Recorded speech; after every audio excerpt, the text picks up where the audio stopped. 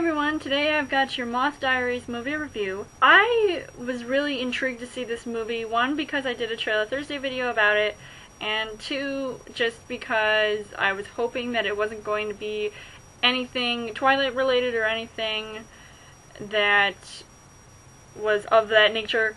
But then when I ended up seeing it, it was basically almost like Twilight, except there weren't any sparkly vampires. These girls who are going to this boarding school place, and the main girl that's in the movie, she is friends with this other girl who they've been friends for quite some time, but then this new girl comes to the school and she's kind of weird, but there's something not right about her, but it's also very intriguing as well. She just has this look on her face that's full of innocence, yet there's something crazy.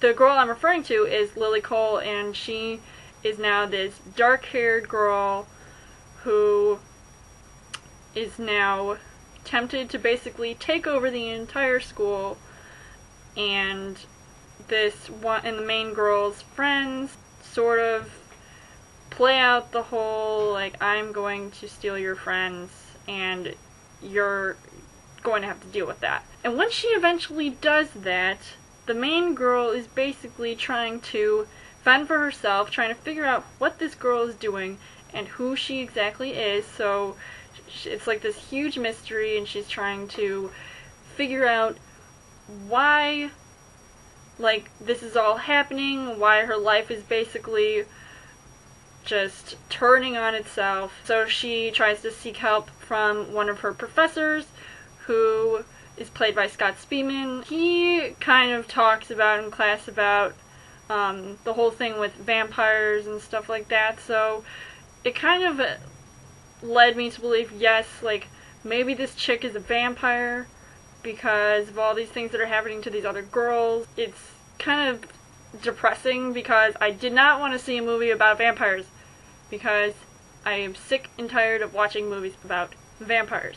It kind of seemed that way, and I really liked the build-up until the ending. I really felt that there was a lot of tension going on between the girls, and there was just a whole bunch of stuff going on, and it was so much to process, but it was really intense, it was scary, it was kind of magical in a way. There was this one scene in the movie that I almost found freaky because it reminded me of the movie Carrie, where Lily Cole is basically